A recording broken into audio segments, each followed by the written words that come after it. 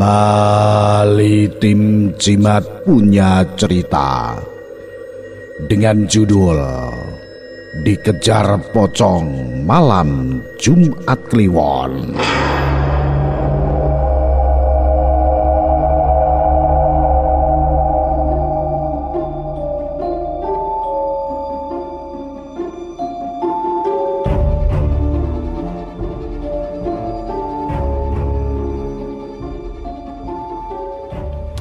Kisah ini dialami oleh Pak Hasim, diceritakan Irul Jimatres Hargoretno Mbawi Kulon Krek Tuban. Kisah cerita hantu dikejar pocong malam Jumat Kliwon yang pernah saya alami bermula ketika saya berada di desa terpencil daerah Semanu Gunung Kidul, Yogyakarta. Waktu itu saya dapat tugas di daerah tersebut selama beberapa hari. Pengalaman dikejar pocong ini merupakan peristiwa yang sangat menyeramkan bagi saya. Terlebih kejadian ini terjadi ketika tak ada orang lain di samping saya. Sebelumnya perkenalkan, nama saya Hasim, seorang lulusan sarjana teknik yang bekerja menjadi seorang asisten peneliti di salah satu lembaga penelitian di Yogyakarta. Meskipun pekerjaan saya ini tergolong murtad dari ijazah yang saya miliki, namun sebagai seorang pemuda tentu saja sangat menikmati pekerjaan ini. Ditugaskan ke beberapa daerah pelosok di seluruh Nusantara sudah jadi hal biasa. Kejadian-kejadian mistis seperti melihat penampakan pocong, gendruwo, kuntilanak, dan lain sebagainya juga kerap saya alami ketika tengah berada di tempat-tempat tersebut. Pada tahun 2014 yang lalu, tepatnya menjelang pemilu, lembaga tempat saya bekerja mendapatkan proyek untuk melakukan penelitian di Gunung Kidul. Karena kekurangan personel, makanya saya putuskan untuk terjun sendiri melakukan survei ke daerah paling sulit dijangkau. Selama 3 hari pengumpulan data yang kami butuhkan harus selesai.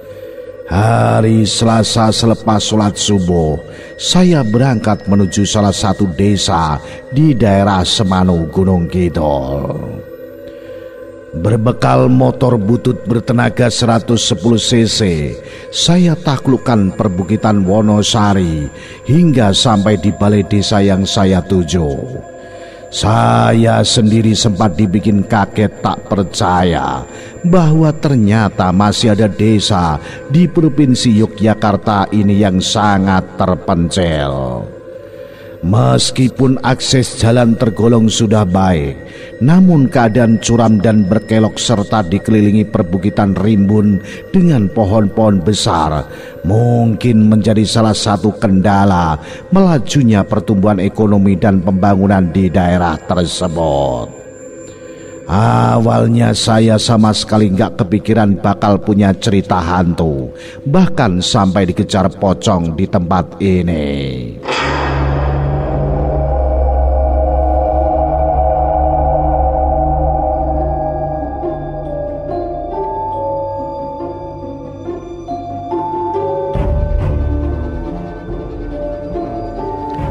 Setelah perizinan pada pemerintah desa selesai, langsung saja saya bergegas mencari rumah warga yang akan menjadi responden.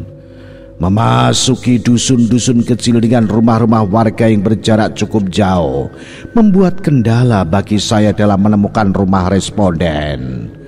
Terlebih ketika itu warga setempat tengah memasuki masa panen dan kebanyakan berada di ladang untuk memanen singkong.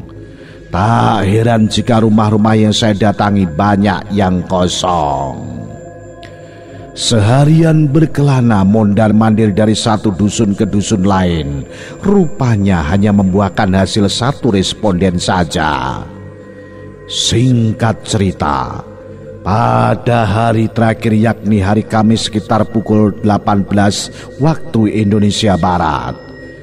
Rupanya tugas saya masih kurang satu responden lagi. Itu artinya mau tak mau saya harus menunggu responden yang belum pulang dari ladang. Seusai sholat maghrib di masjid pinggir jalan, saya bergegas kembali ke rumah Pak Karso yang menjadi responden terakhir dengan harapan beliau sudah pulang dari ladang. Suasana gelap dan mencekam di kampung itu memang sangat terasa selepas mentari tenggelam. Lampu penerangan jalan tak satu pun mampu menerangi sudut-sudut gelap di balik pepohonan rimbun. Ketika melintasi sebuah pohon randu alas yang menjulang tinggi dan tanpa daun, sebenarnya perasaan saya sudah gak enak. Bulu kuduk merinding dan sedikit seperti ada yang menarik motor butut saya.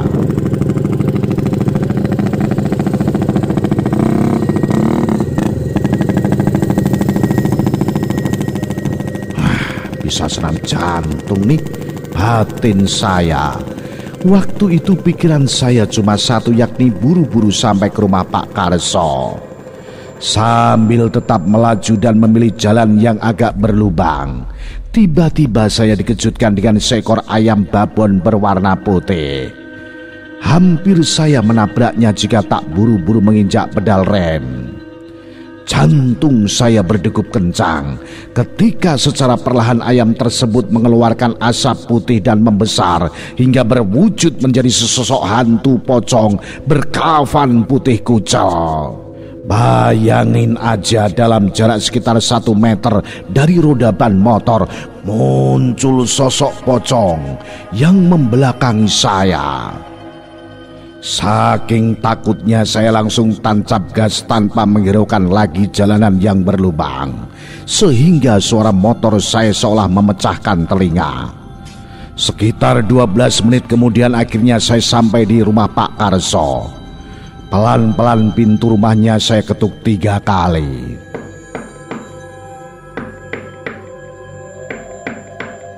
Tak lama kemudian, saya mengucapkan salam dan istri Pak Karso membukakan pintu.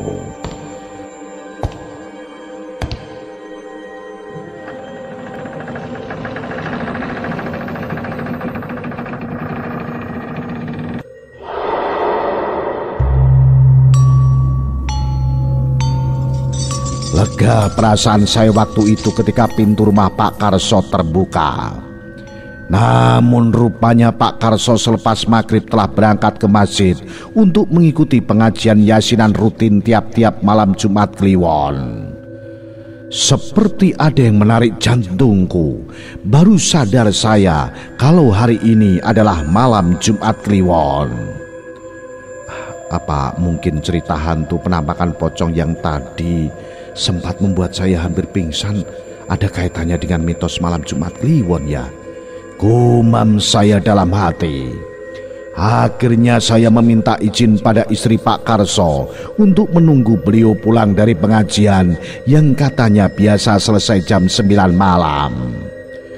Bertemankan secangkir kopi buatan Bu Karso, lantas beliau menanyakan pada saya, katanya lewat mana. Kemudian saya menjawab bahwa tadi lewat sebelah makam ke utara. Waktu itu saya masih berusaha menutupi ketakutan dan kejadian yang barusan aku alami. Namun Bu Karso justru seperti menakut-nakuti.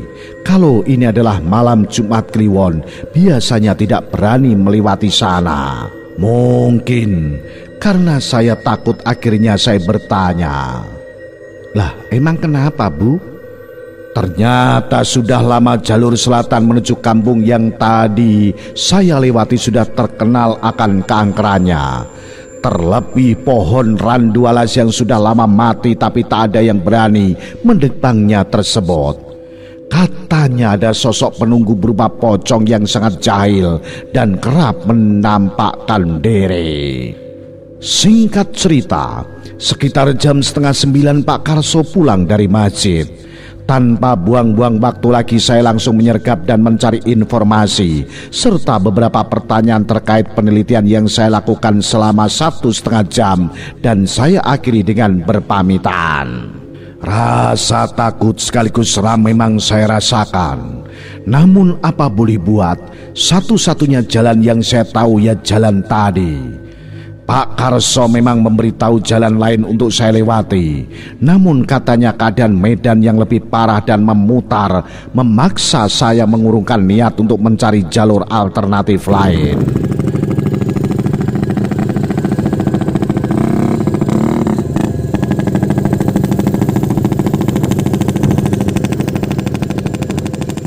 Sambil komat kamit membaca doa sebisanya, saya kembali melewati pohon randu alas yang tadi ada penampakan pocongnya. Lega rasanya begitu pohon tersebut telah terlewati dari laju kendaraan saya. Namun rasa takut masih menyelimuti, seolah di belakang saya seperti ada yang mengikuti serta memperhatikan saya. Namun setiap kali saya tengok ke belakang, rupanya tak ada apa-apa. Mudah-mudahan ini hanya perasaan saya saja. Sebentar lagi saya memasuki kawasan jalan sepi tanpa ada penerangan jalan, apalagi rumah penduduk. Terlebih dahulu saya melihat jarum speedometer yang menandakan bensin motor masih terlihat penuh. Berbekal tekad dan keterpaksaan, akhirnya saya memberanikan diri untuk memasuki wilayah sepi dan gelap gulita itu. Nyaris hanya penerangan dari lampu motor saja yang membantu menerangi malam itu. Sesekali saya masih menengok ke belakang karena masih merasakan seperti ada yang mengikuti. Aneh, sama sekali tidak ada apa-apa hingga akhirnya saya benahi posisi spion motor untuk membantu melihat keadaan di belakang saya.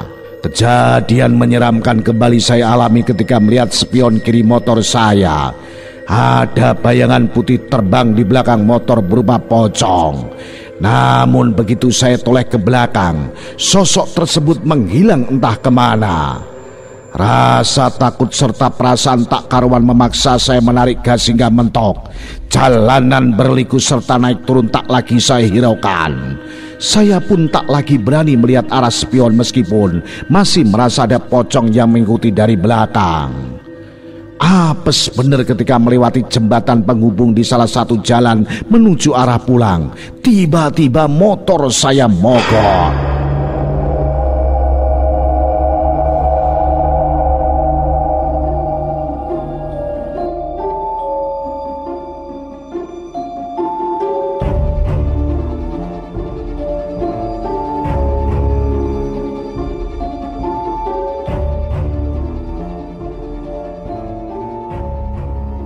Entah apa penyebabnya, apakah ada kaitannya dengan hal mistis yang saya alami, atau karena memang motor itu tergolong butut keluaran tahun 2001, yang jelas bukan karena kehabisan bensin.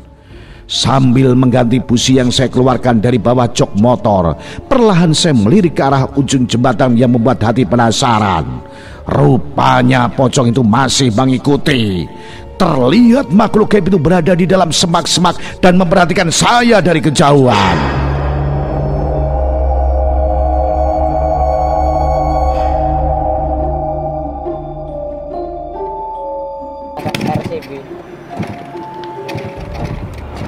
Aneh, sudah saya ganti dengan busi serep tapi motor tetap gak mau nyala. Sampai-sampai kakiku bengkak menggenjot pedal starter.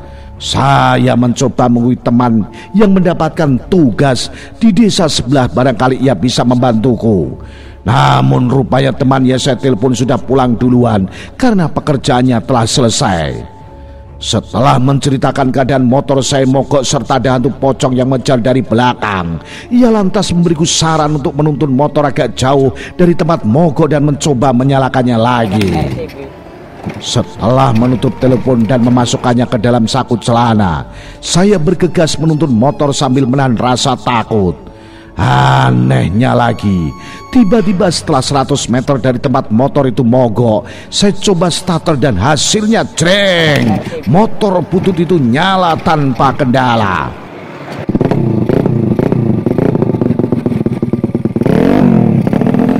lompat ke atas jok dan geber gas hingga sampai ke jalan Wonosari Jogja tanpa kendala.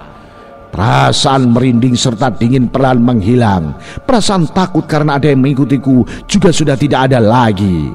Saya coba memberanikan diri melihat kaca spion dan hasilnya memang sudah tak ada lagi pocong yang mengikuti saya hingga sampai ke tempat kos sekitar pukul 1 dini hari.